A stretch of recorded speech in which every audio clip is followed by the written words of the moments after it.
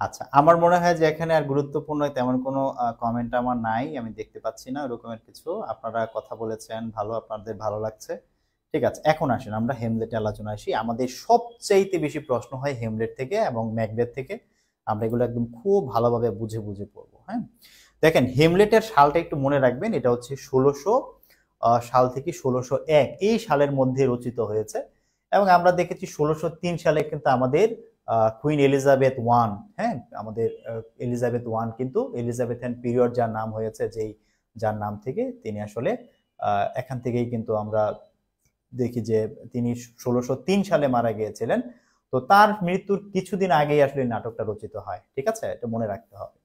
এবং হেমলেট শব্দের, এই যে হেমলেট যে শব্দটা আছে, এটার একটা আবিধানিক অর্থ আছে। ডিকশনারিতে গেলে আপনার এই অর্থটা পাবেন, লেখা আছে a small village that doesn't have its own church. অর্থাৎ হেমলেট বলতে এমন একটা হচ্ছে যে আহ, মানে গ্রামকে বোঝায় যে গ্রামে নিজস্ব কোনো চার্চ নেই। অর্থাৎ গ্রামে কিন্তু আমাদের প্রত্যেকের গ্রামে কিন্তু মসজিদ আছে, তাই না, মসজিদ আছে। তো তাদের ওখানে কিন্তু প্রত্যেকটা গ্রামেই কিন্তু একটা না একটা চার্চ থাকার কথা, কিন্তু হেমলেট বলতে বোঝায় এমন একটা আহ গ্রাম যেখানে কোনো চার্চ নেই। ওকে, এইটার চরিত্রগুলো আমরা একটু দেখি, তারপর আমরা গল্পটার দিকে আমরা মুভ করব। হেমলেট কিন্তু খুব ভালোভাবে বুঝে পড়তে হবে। দেখেন, প্রথম কথা হচ্ছে কিং হেমলেট ডেনমার্কের রাজা। আচ্ছা, ডেনমার্ক কোথায়? আমরা যদি আমাদের এখানে যাই, ডেনমার্ক কোথায়? আমাদের এই চার্টে গেলে আপনারা দেখবেন, একটু খেয়াল করেন, আমি দুইটা জায়গা আপনাদেরকে দেখাবো। এইটা হচ্ছে আমাদের ইংল্যান্ড, হ্যাঁ, এই এখানে বসে শেক্সপিয়ার কি করছে, এই নাটক লিখছে। এবং আপনারা যদি দেখেন, এইটা হচ্ছে আমাদের স্কটল্যান্ড, তাই না, এটা হচ্ছে স্কটল্যান্ড। আমরা পড়েছিলাম ইংল্যান্ডের যে উত্তর দিকটা, এটা হচ্ছে স্কটল্যান্ড। এবং স্কটল্যান্ড থেকে আমরা কয়েকটা জায়গা চিনে নেই। একটা হচ্ছে এই ইংল্যান্ড থেকে দেখেন, এটা হচ্ছে ডেনমার্ক, এই যে এই জায়গাটা হচ্ছে ডেনমার্ক। আর এখানে আরেকটা জায়গা আছে, সেটা হচ্ছে এই যে এইটা, এটা হচ্ছে নরওয়ে। একটু মনে রাখবেন, হ্যাঁ, আমাদের নরওয়ে, স্কটল্যান্ড, ডেনমার্ক। আমরা যখন ম্যাকবেথ এবং হচ্ছে আমরা যখন এই হেমলেট পড়বো, তখন কিন্তু এই জায়গাগুলো আমাদেরকে একটু চিনে রাখতে হবে। ঠিক আছে, এটা হচ্ছে তাহলে ডেনমার্ক, এটা হচ্ছে নরওয়ে, এটা হচ্ছে ইংল্যান্ড, এটা হচ্ছে স্কটল্যান্ড। তার মানে বুঝতে পারছেন যে আমাদের যে এখানে উত্তর মহাসাগর আছে, উত্তর মহাসাগরের এই কাছাকাছি কিন্তু এই জায়গাগুলো আমরা একটু খেয়াল রাখবো। ঠিক আছে, এখন আসেন যে আমরা এই এই যে গল্পটা, এই গল্পের মধ্যে আসলে কি হতে দেখি। হ্যাঁ, আমরা এখানে চরিত্রগুলো আগে একবার পড়ে নেই। কিং হেমলেট ছিল ডেনমার্কের রাজা। আমরা ডেনমার্ক দেখলাম কোথায়, ডেনমার্কের রাজা ছিল কিং হেমলেট। এবং তার যে ছেলে, তার নাম ছিল প্রিন্স হেমলেট। হ্যাঁ, তার নাম ছিল প্রিন্স হেমলেট। আর এই প্রিন্স হেমলেট হচ্ছে পুত্র, প্রোটাগনিস্ট, সেন্ট্রাল ক্যারেক্টার। যেখানে প্রোটাগনিস্ট বলতে বোঝায় একটা নাটকের যে মূল চরিত্র, একটা সিনেমার যে মূল চরিত্র, তাকে বলা হয় প্রোটাগনিস্ট। ঠিক আছে, প্রোটাগনিস্ট মানে মূল যে নায়ক, হ্যাঁ, তাকে বোঝায়। বা সেন্ট্রাল ক্যারেক্টার আমরা যাকে বলি, কেন্দ্রীয় চরিত্র।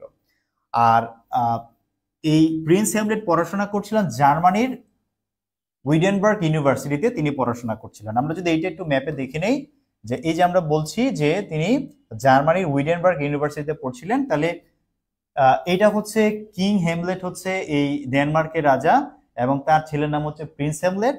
এবং প্রিন্স হেমলেট পড়াশোনা করতো জার্মানির উইডেনবার্গ ইউনিভার্সিটিতে। হ্যাঁ, উইডেনবার্গ ইউনিভার্সিটিতে সে পড়াশোনা করতো। হ্যাঁ, খেয়াল রাখতে হবে। আচ্ছা, এরপর দেখেন এখানে আর কি আছে, যে গাট্রুড। গাট্রুড হচ্ছে আমাদের এই হেমলেটের মা, যিনি পরবর্তীতে বিষপানে মারা যায়। একদম নাটকের শেষে তিনি বিষপানে মারা যায়, আমরা কাহিনী জানবো। হরেশিও হচ্ছে হেমলেটের বন্ধু। আহ, এবং ক্লোডিয়াস হচ্ছে হেমলেটের চাচা, যে হেমলেটের ছুরিকাঘাতে সে অবশেষে মারা যান। আর এখানে অফেলিয়া, অফেলিয়া হচ্ছে হিরোইন, আমাদের হেমলেটের প্রেমিকা। এবং অফেলিয়া পরবর্তীতে আত্মহত্যা করে মারা যায়। এখানে একটু বানান ভুল আছে, আমি ঠিক করে দেবো না। হ্যাঁ, তিনি আসলে আত্মহত্যা করে মারা যান। এবং লাস্টের যে কথাটা আমরা এখানে পড়ছি, যে লেয়ারটেস, লেয়ারটেস হচ্ছে পলোনিয়াসের সান এন্ড অফেলিয়াস ব্রাদার। অর্থাৎ এই যে অফেলিয়া, আমাদের অফেলিয়া হচ্ছে প্রিন্সের প্রেমিকা, সেই প্রেমিকার ভাই হচ্ছে লেয়ারটেস। এবং লেয়ারটেসের বাবার নাম ছিল পলোনাস। পলোনিয়াস হচ্ছে তিনি একই সাথে হচ্ছে এই যে ডেনমার্কের যে রাজা কিং হেমলেট, কিং হেমলেটের পরে তিনি যখন তাকে যখন মেরে ফেলা হয়, তার জায়গাতে কিন্তু ক্লোডিয়াস, হেমলেটের চাচা, কিন্তু সিংহাসনে বসেন। এবং ক্লোডিয়াসের একজন মন্ত্রী ছিলেন কিন্তু পলোনিয়াস। হ্যাঁ, পলোনিয়াস একজন মন্ত্রী ছিলেন। তার মানে আমরা কিন্তু মোটামুটি চরিত্রগুলো জেনে নিলাম। এখন আমরা হেমলেটের মূল আলোচনায় যাবো ইনশাল্লাহ। আপনারা আশা করছি মাথায় নিতে পেরেছেন নামগুলো। এখন আমরা একটু ভিতরে আসি, কারণ হেমলেট থেকে প্রশ্ন আসা মানে অনেকবার প্রশ্ন হয়েছে এই পর্যন্ত, সামনে হবে ইনশাল্লাহ। আচ্ছা,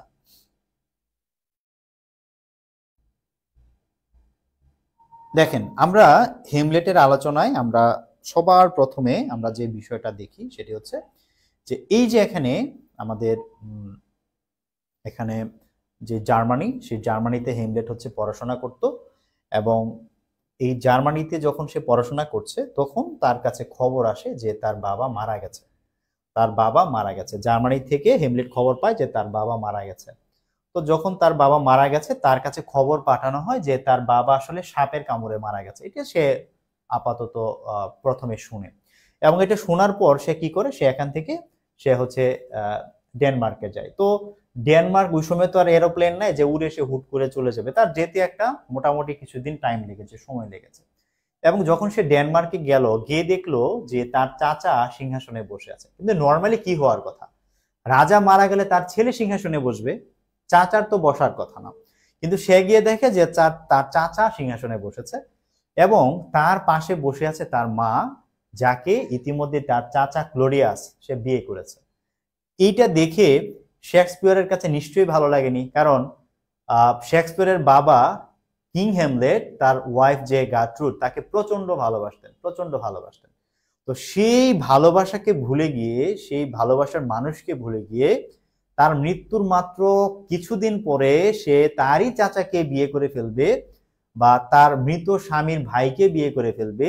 এটি হেমলেট দেখে তিনি খুবই শকড হয়েছেন, এটি সে মানতে পারেনি, কোনোভাবেই সে মানসিকভাবে এটিকে মানতে পারে না যে এটা কিভাবে সম্ভব। ঠিক আছে, তো যখন তিনি দেখলেন যে এরকমের তার চাচার পাশে তার মা এরকম বসে আছে, এটি দেখে এই হেমলেটের মুখ থেকে একটা উক্তি বের হয়েছিল। হ্যাঁ, হেমলেটের থেকে একটা উক্তি বের হয়েছিল, আমি এই ছবিগুলো পরে আপনাদের এক্সপ্লেন করব।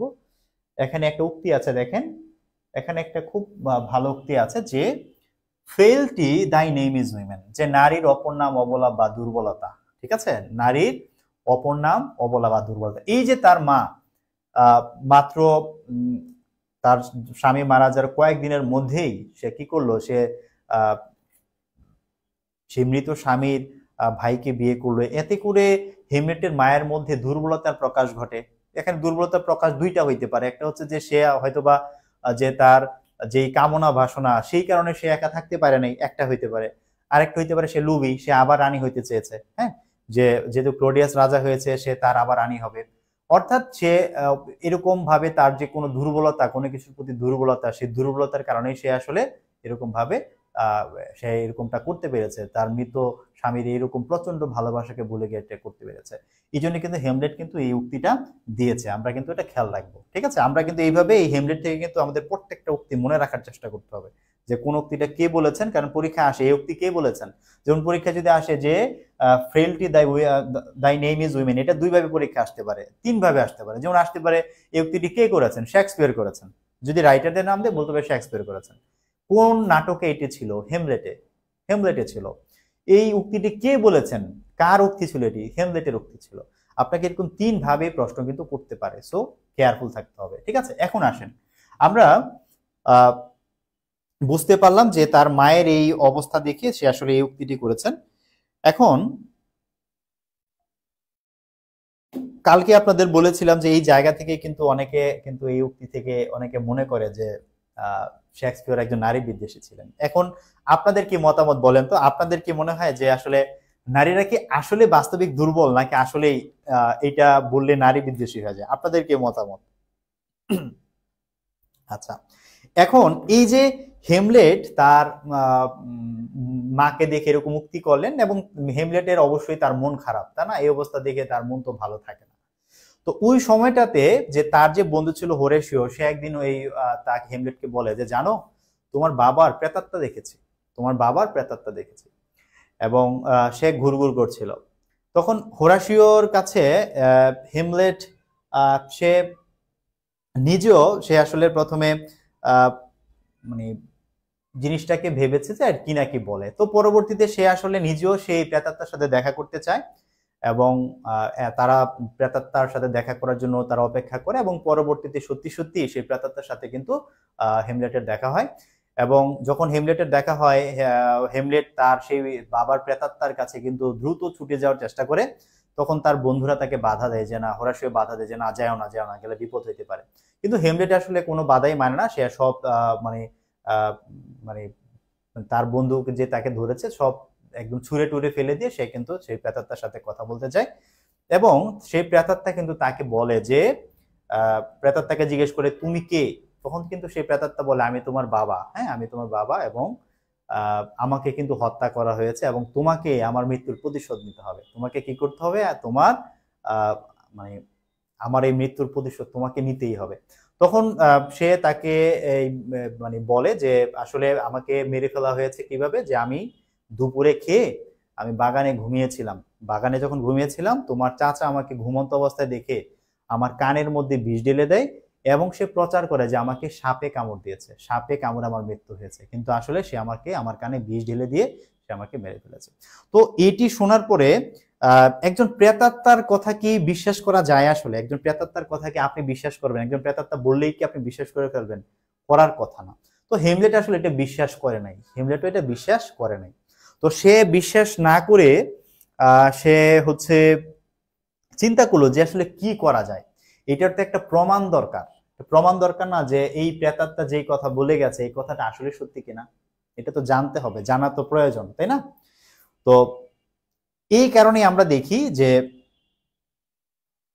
আমরা এটার মধ্যে দেখব যে হেমলেট এই জিনিসটাকে টেস্ট করার জন্য সে একটা ব্যবস্থা করেছে। আমরা ব্যবস্থার আলোচনায় আসতেছি। আচ্ছা, ডিপেন্ডস অন সিচুয়েশন না Wahid Rashid, depends on situation. আচ্ছা, ম্যাটার্স কজ কিং কিং হেমলেটও বিয়ে করতো না, তার ওয়াইফ মারা গেলে। আচ্ছা, দরজাল আছে কিছু কিছু, যাক। তার মানে বিষয়টা হচ্ছে রিলেটিভ না, আপেক্ষিক, এক একজনের এক এক কথা। আচ্ছা, নারী বিদ্বেষী হয় না, তো শুনতে ভালো লাগে না, না? আচ্ছা,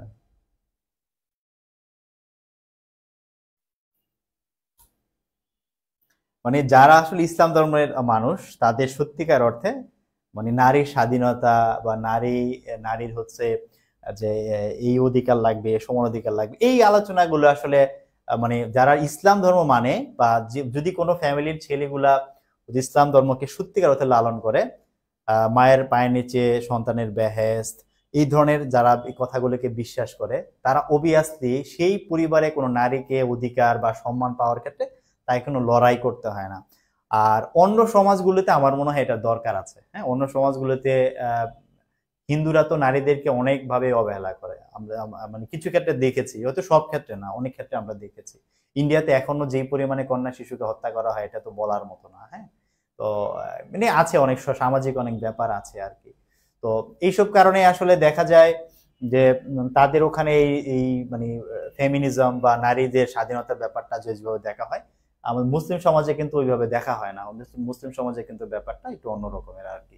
তবে নারীদের এখন যেভাবে ইউজ করা হচ্ছে সারা পৃথিবীতে, নারীদের যেভাবে, নারীদের সৌন্দর্য, নারীদের দেহ, নারীদের যেভাবে বিক্রি করা হচ্ছে, তো এইটা আসলে এখন নারীরা যে কবে বুঝবে যে তাদের আসলে কোন দিকে তাদের অধিকার হচ্ছে, কোন দিকে সম্মান বাড়ছে, আমি জানি না। তাদের হয়তো বা এগুলো নিয়ে আরো বেশি ভাবা উচিত। ঠিক আছে, ভাবলে মনে হয় ভালো হবে। দেখেন, আমরা পরে আসি। তো আমরা এই জায়গাতে আমরা একটু মানে আমরা এই জিনিসটা একটু হয়তো বা ভাবতে পারি যে এই যে প্রেতাত্মার বিষয়টা, প্রেতাত্মা এখনকার দিন আমরা কেউ, যারা আধুনিক মানুষ, আমরা কেউ বিশ্বাস করি না যে প্রেতাত্মা আছে। তাহলে শেক্সপিয়র কি আসলে ওই সময় যে এই প্রেতাত্মার ব্যবহারটা করলেন নাটকের মধ্যে, এটা কি আসলে ঠিক ছিল? আপনাদের মনে হইতে পারে যে এটা কি হইলো, কিন্তু মনে রাখতে হবে ওই আমলে জিন ভূত প্রেতাত্মাকে নিয়ে প্রচন্ড বিশ্বাস ছিল খ্রিস্টানদের মনে, বা ওই সমাজের সামাজিক অবস্থাতে তারা বিশ্বাস করতো। দেখেন, এই গল্প কিন্তু 400 বছর আগের গল্প, তাই না? তখন কিন্তু প্রেতাত্মা এই বিষয়গুলোকে কিন্তু বিশ্বাস করা হয়তো সমাজে। সুতরাং শেক্সপিয়ারের নাটকে যখন আমরা এগুলো দেখবো, প্রেতাত্মা ডাইনি এগুলোকে দেখবো, এগুলো এখনকার সমাজ বা এখনকার অবস্থা বিবেচনায় নিলে কিন্তু হবে না, তখনকার সামাজিক অবস্থায় নিতে হবে। ওই সময়টাতে কিন্তু এগুলো কি ছিল, এগুলো কিন্তু ওই সময় গ্রহণযোগ্য ছিল, মানুষ এগুলো বিশ্বাস করত। আচ্ছা, এখন শুনেন, ড্রামা উইদিন এ ড্রামা বিষয়টাকে এইটা একটু বোঝাবো। হ্যাঁ, এইটা একটু বোঝা লাগবে।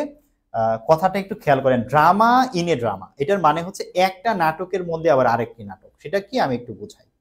দেখেন, এই যে দেখেন ড্রামা ইন এ ড্রামা মানে হচ্ছে যে এই যে আমরা কিন্তু একটা নাটক দেখতেছি, আমরা একটা নাটক দেখতেছি।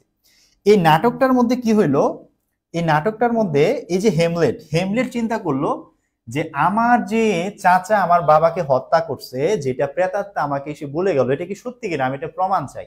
তো প্রমাণ কিভাবে করব? তখন তাদের ওখানে কিছু শিল্পী আসছিল যারা নাটক দেখিয়ে বেড়ায়। তো হেমলেট তাদের সাথে কথা বলে সিদ্ধান্ত নিল যে তোমরা, আমি একটা নাটক পরিচালনা করব, তোমরা এটা অভিনয় করে আমার চাচাকে দেখাবা, আমার চাচাকে দেখাবা, আমার মাকে দেখাবা। তো এই যে তার চাচা রাজা ক্লোডিয়াস এবং তার মা গাট্রুড, তারা নাটক দেখছে। এবং এইটা কিন্তু এমনিতে একটা নাটক আমরা দেখতেছি। এই নাটকের মধ্যে হেমলেট আরেকটা নাটক মঞ্চস্থ করতেছে, আরেকটা নাটক করাচ্ছে। এইটাকে বলা হয় drama in drama, drama in drama, নাটকের ভিতরে নাটক। ঠিক আছে, নাটকের ভিতরে নাটক, খেয়াল করতে হবে। এবং এই নাটকের মধ্যে কি ঘটে আমরা দেখি, এই যে লোক শুয়ে আছে এবং তার কানে বিষ ঢালা হচ্ছে, অর্থাৎ হেমলেটের বাবাকে ঠিক যেইভাবে মারা হয়েছে, যেইভাবে মারা হয়েছে ঠিক সেই বিষয়টাকে মঞ্চস্থ করা হয়, যে সে খেয়ে দিয়ে দুপুরে ঘুমিয়ে আছে, তার কানে বিষ জ্বালা হচ্ছে, সে মারা যাচ্ছে এবং এটাকে সাপে কেটেছে, কেটে মারা গেছে, এরকম ভাবে বিষয়টাকে উপস্থাপন করা হচ্ছে। এইটা দেখে এই যে তার চাচা, সে তো পাগলের মতো হয়ে গেছে। আর মানে সে তো মানে তার অভিব্যক্তি দেখে হেমলেট পরে কনফার্ম হয়েছে যে হ্যাঁ, ঘটনা সত্য।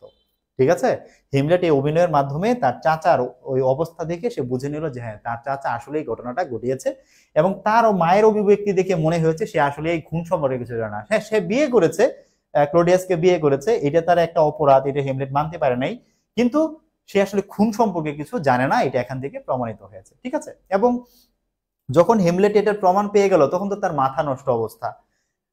তখন হেমলেট চিন্তা করলো যে আমি এখন রাগে ক্ষোভে আমি কখন কি বলে ফেলি তার তো ঠিক নাই, কখন কি বলে ফেলি কি হয় তার কোনো ঠিক ঠিকানা নাই। তো তার কি করতে, তাহলে পাগলের অভিনয় করি, কারণ পাগলের অভিনয় করলে আমি কি বললাম, কার সাথে কি আলোচনা হইলো, কার সাথে কি কথা হইলো, কেউ এটাকে গুরুত্ব সহকারে নিবে না। আমি সত্য কথা বলে ফেললো, মানুষ এটাকে পাগলামি বা ভুল হিসাবে নিবে। তাহলে হেমলেট হচ্ছে কি করলো, সে পাগলামি শুরু করে দিল, যে সে পাগলের অভিনয় করছে। এখন আমরা এই জায়গাতে যে জিনিসটা দেখব যে এই সময়টা থেকেই কিন্তু তার মধ্যে একটা বিষণ্ণ একটা অবস্থা হয়ে যায়, সে খুব বিষণ্ণ হয়ে যায়। এবং তখন এই জায়গাতে হেমলেট কিন্তু একটা উক্তি করে, হ্যাঁ, একটা উক্তি করে। আমরা ওই একটা উক্তি দেখি, এখানে হেমলেটের একটা উক্তি আছে, সে একটা কথা বলেছিল এখানে। আহ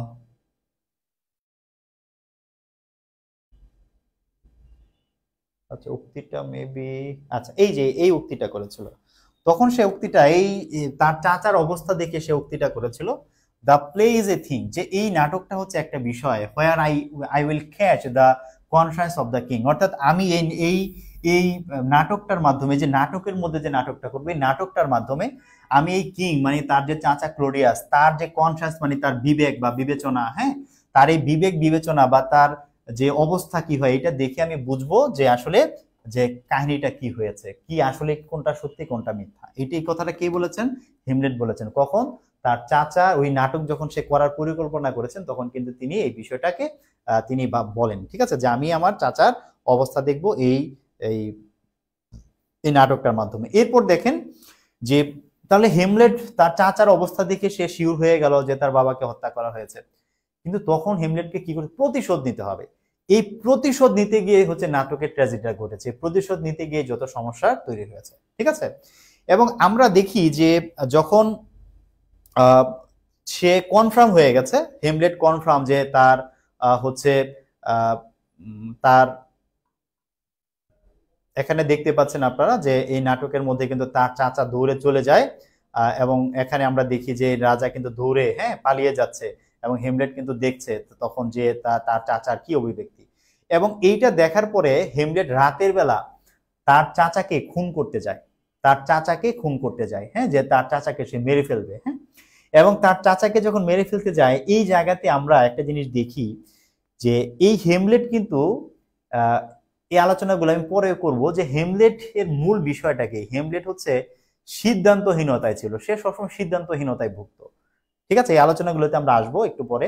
এখন তিনি এখানে গিয়েও সিদ্ধান্তহীনতায় ছিলেন, যে তিনি আসলে তার চাচাকে এখন হত্যা করবে কিনা, কারণ তিনি যখন তার চাচাকে মারতে যান, তিনি গিয়ে দেখেন যে তার চাচা তখন মোনাজাত করছেন, এবং মোনাজাত অবস্থায় যদি তাকে মেরে ফেলা হয় তাহলে কি ঘটবে? তার চাচা তো সরাসরি জান্নাতে চলে যাবে।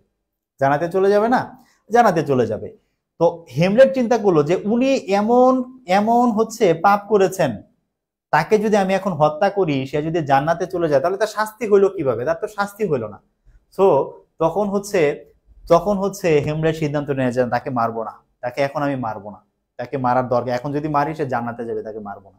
ঠিক আছে, অর্থাৎ এখনো কিন্তু হেমলেটকে আমরা একটু ভাবে দেখি যে তিনি আসলে দ্বিধাদ্বন্দ্বে ছিলেন, এবং এই জায়গাতে কিন্তু হেমলেটের আমরা যে তার যে সেই যে মানে হেমলেটের যে সবচেয়ে বিখ্যাত যে উক্তিটা, সেটি কি? সেটি হচ্ছে এই যে এটি দেখেন, বলেছিল to be or not to be, that is the question. অর্থাৎ মানে তাকে কি মানে মারবো কি মারবো না, এটা কি হবে কি হবে না, এইটাই ছিল কিন্তু তার মূল প্রশ্ন। ঠিক আছে, এইটাই ছিল তার মূল প্রশ্ন। ঠিক আছে, এবং এইটাকেই কিন্তু আমরা বলছি সলিলোকিউ। সলিলোকিউ আমরা কি বলেছিলাম? সলিলোকিউ মানে হচ্ছে যে একজন চরিত্র সে সেই মঞ্চের মধ্যে একা একা সে কি করবে? নিজের সাথে কথা বলবে। ঠিক আছে, to be or not to be, that is the question. তাহলে এই কথা কে বলেছিল? এই কথা কে বলেছিল? আমরা যদি একটু দেখি, দেখেন আপনাদের একটু নাটক দেখাই, দেখেন।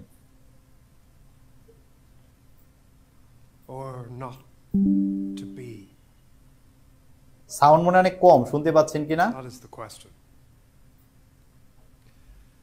Whether 'tis nobler in the mind to suffer the slings and arrows of ওকে, আপনারা মনে হয় সাউন্ড খুব শুনতে পাচ্ছেন না, মজা পাবেন না।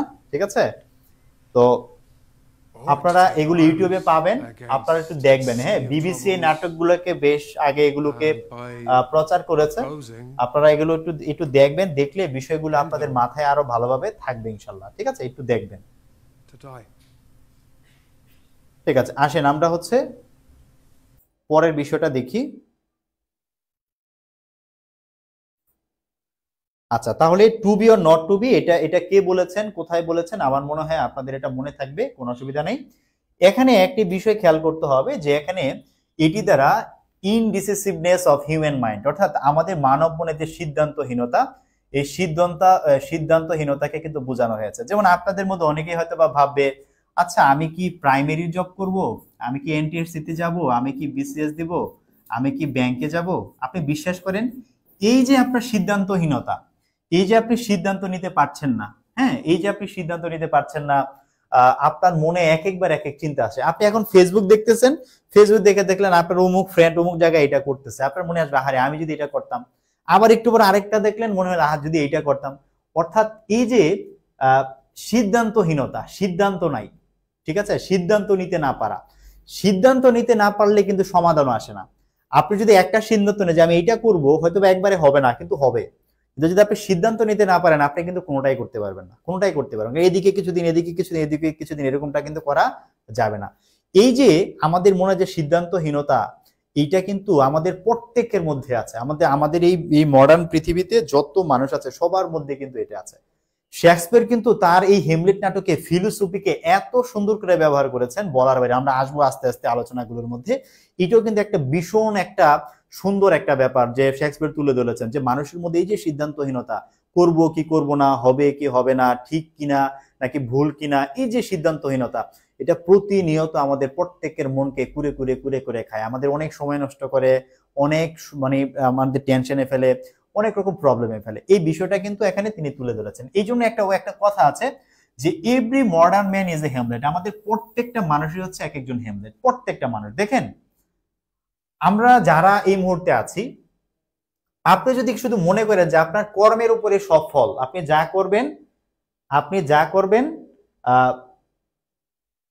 করবেন তারই ফল আপনি ভোগ করবেন, যদি এটা আপনি মনে করেন, এটা ঠিক হবে না। কারণ আমরা যত কর্মই করি, ফল কিন্তু আমাদের হাতে নেই, ফল কিন্তু হচ্ছে সৃষ্টিকর্তার হাতে, ভাগ্যের হাতে। আপনি যত যাই করেন, ভাগ্যের হাতে। এবং আপনি যেদিন মনে রাখবেন যে এই পৃথিবীতে যে আপনি আমার আজকে ক্লাস করতেছেন, এইটা আপনার কপালে ছিল বলে আপনি করতেছেন, এটা আপনার কপালে ছিল বলে আপনি করতেছেন। আমি আপনাদের ক্লাস নিচ্ছি, এটা আমার কপালে ছিল বলে আমি নিচ্ছি।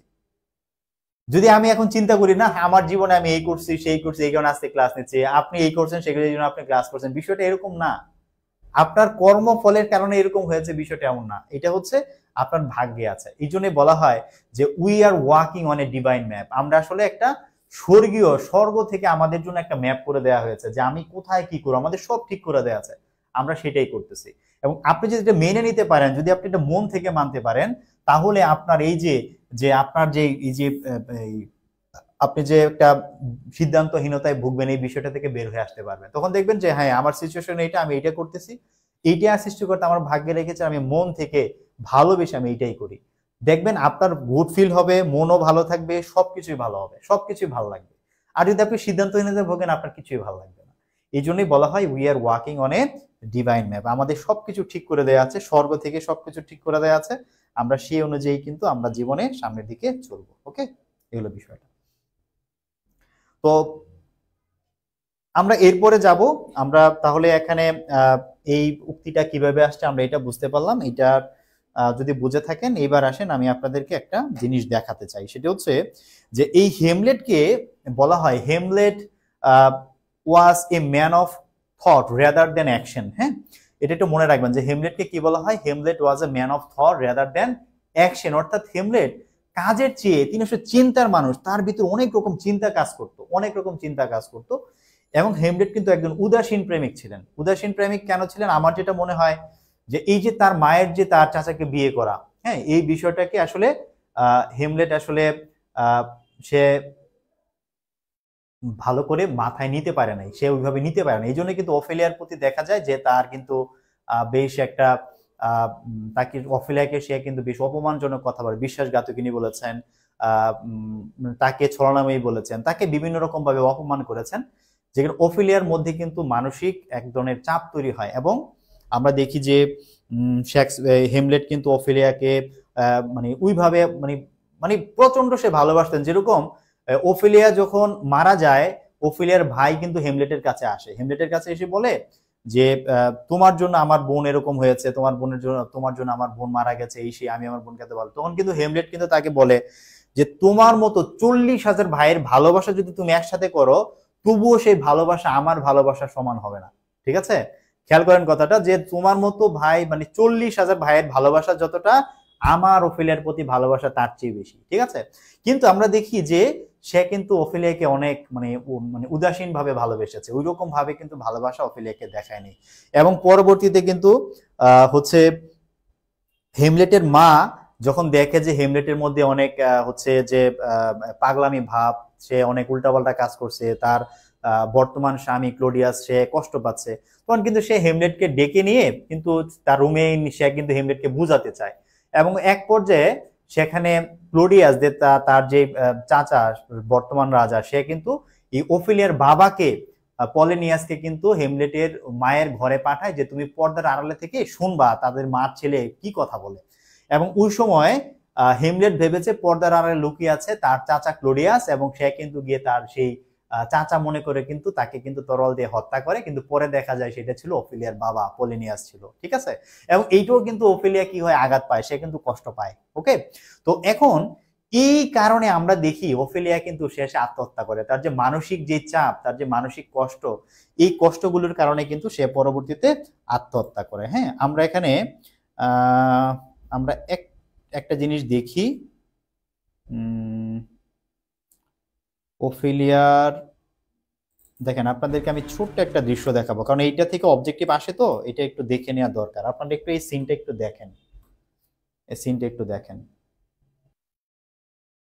ওকে, আশা করি বুঝতে পেরেছেন। এখন আপনাদের কাছে প্রশ্ন, সেটা হচ্ছে ওফেলিয়া কি আত্মহত্যা করেছে নাকি ওফেলিয়াকে মেরে ফেলা হয়েছে? বলেন, ওফেলিয়াকে কি আত্মহত্যা করা হয়েছে, মানে সে কি আত্মহত্যা করেছে নাকি তাকে মেরে ফেলা হয়েছে, কি করা হয়েছে? এবং আরেকটি প্রশ্ন হচ্ছে ওফেলিয়ার মধ্যে কি নর্মালিটি দেখা গেছে নাকি অ্যাব নর্মালিটি দেখা গেছে? সে কি স্বাভাবিক ছিল নাকি সে অস্বাভাবিক ছিল, কোনটা?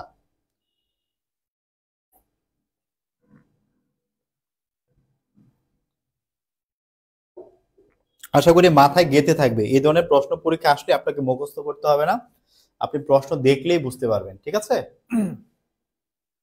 আচ্ছা, মায়ের কর্মের জন্য প্রেমিকাকে অবহেলা করে, জি অনেকটা বলা যায়। জি সারার হোসেন ভাই, থ্যাংক ইউ। পড়েন ভাই, আপনারা একবারে মাথায় নেন। আপনারা যদি ভালোভাবে পড়ে আপনারা এগুলো শিখতে পারেন, আপনাদের জন্য পরবর্তীতে কাজে লাগবে। আসলে একজন শিক্ষিত মানুষ যদি শেক্সপিয়রকে না জানে, এটা আসলে বোকামি। হ্যাঁ, এটা আসলে বোকামি। এবং যেটা হবে যে পরবর্তীতে আপনাকে আসলে মানুষ সাথে গল্প করলে যদি এই রকমের কিছু ব্যাপার আপনার মধ্যে না থাকে, আসলে আপনাকে মানুষ ওইভাবে শিক্ষিত মানুষ ভাববে না। সাহিত্য বুঝতেই হবে আপনাদের, ঠিক আছে? বুঝতেই হবে। আপনাদেরকে আমি একটা কথা বলে দিব, এই বইটা দেখেন, হ্যাঁ, Tales from Shakespeare by Charles and Mary Lamb. হ্যাঁ, একটা বই আছে, আপনারা এই বইটা যদি পারেন আপনারা এই বইটা পড়ে নেবেন, ঠিক আছে? যদি পারেন এই বইটা পড়ে নেবেন। এখানে শেক্সপিয়রের যতগুলা নাটক আছে এই নাটকগুলা গল্প আকারে দেয়া আছে, গল্প আকারে দেয়া আছে। এবং আপনারা এটা যদি ইংলিশ কেউ পড়তে না চান, এটার একটা বাংলা বই পাওয়া যায়, tales from Shakespeare, Hossain Mir মোশাররফের একটা বই আছে টেলস ফ্রম শেক্সপিয়র। আপনারা এই বইটা ভবিষ্যতে কিনে, এটা বিসিএস এর জন্য লাগবে না, বাট আপনারা যখন হচ্ছে যে মানে নিজেরা জানার জন্য যখন পড়বেন যে এগুলো জানা দরকার, তখন এই বইটা অবশ্যই আপনারা পড়ে নেবেন। হ্যাঁ, এই বইটার মধ্যে শেক্সপিয়রের গল্পগুলো খুব সংক্ষেপে দেয়া আছে এবং সুন্দরভাবে দেয়া আছে, আপনি এগুলো মাথায় ভালোভাবে নিতে পারবেন।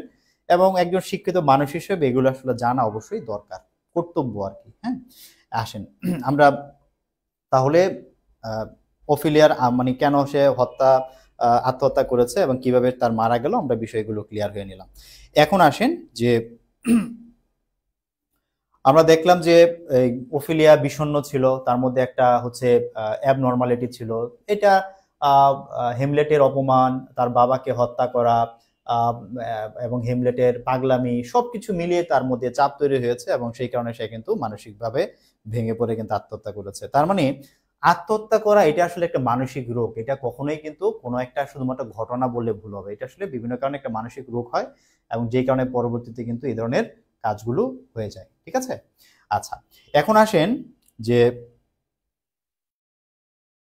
আমরা নাটকের শেষ দিকে কি দেখব। নাটকের শেষ দিকে আমরা কিন্তু দেখি যে হেমলেটের মা কিন্তু বিষপানে মারা যায়, এখনো কিন্তু মারা যাওয়ার ব্যাপার আছে। হেমলেট তরলের আঘাতে সে মারা যায়। হেমলেটের সাথে যুদ্ধ করছিল অফিলিয়ার ভাই, সেও মারা যায়। এবং হেমলেট মারা যাওয়ার আগে কিন্তু সে তার এই যে চাচা, তার বাবার খুনিকে, তাকেও কিন্তু সে কি করে হত্যা করে, তাকেও কিন্তু সে হত্যা করে। এখন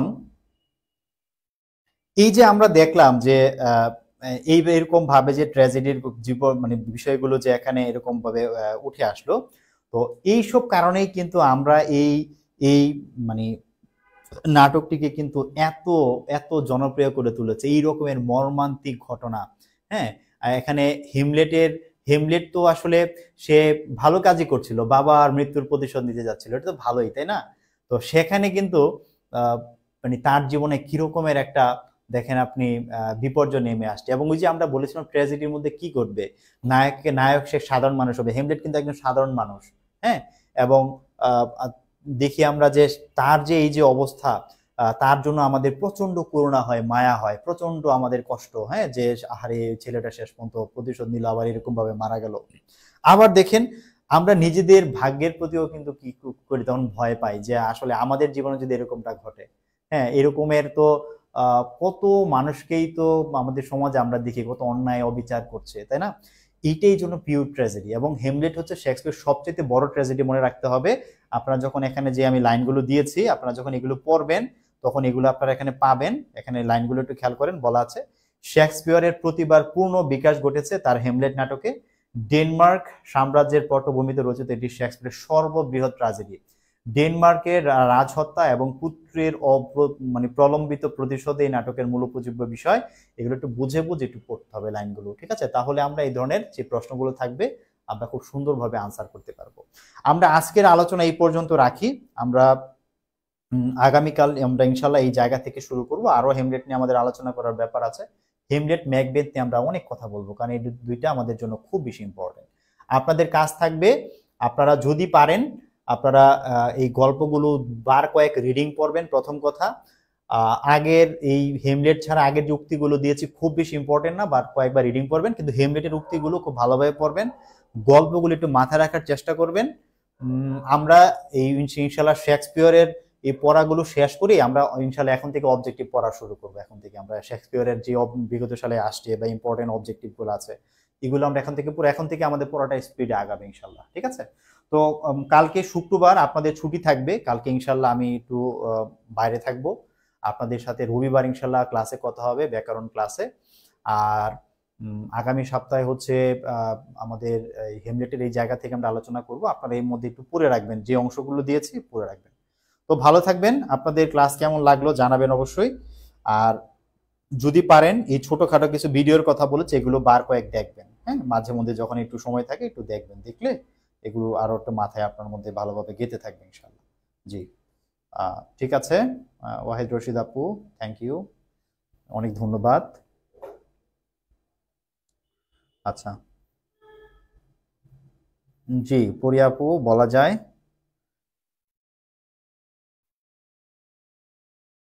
আচ্ছা, অনুবাদগুলোর মান ভালো লাগে না। জি, আপনারা এইটা এটা কিনে নিন, হ্যাঁ, টেলস ফ্রম শেক্সপিয়রটা কিনে নিন। কিনে নিলে গল্পগুলো একবার পড়লে একটু ভালো থাকবে। জি, এটা লেখকের নাম হচ্ছে, আমি এটার লেখকের নাম দেখতে পাচ্ছেন কিনা, হোসেন মীর মোশাররফ, আপনারা দেখতে পাচ্ছেন কিনা, হ্যাঁ, হোসেন মীর মোশাররফ। ওকে, এটা আপনারা পাবেন, রকমারিতেও পাবেন আপনারা। আমি এটা কিনেছিলাম অনেক বছর আগে, তো আপনাদের দেখাবো বলে আর সামনে এনেছি। আপনারা এটা কিনে একটু পড়েন, হ্যাঁ, পড়লে ভালো হবে। জি, ঠিক আছে। আমি আর কোনো তেমন কমেন্ট দেখছি না। আপনাদের অনেক ধন্যবাদ, ভালো থাকবেন, কথা হবে ইনশাল্লাহ। আসসালামু আলাইকুম।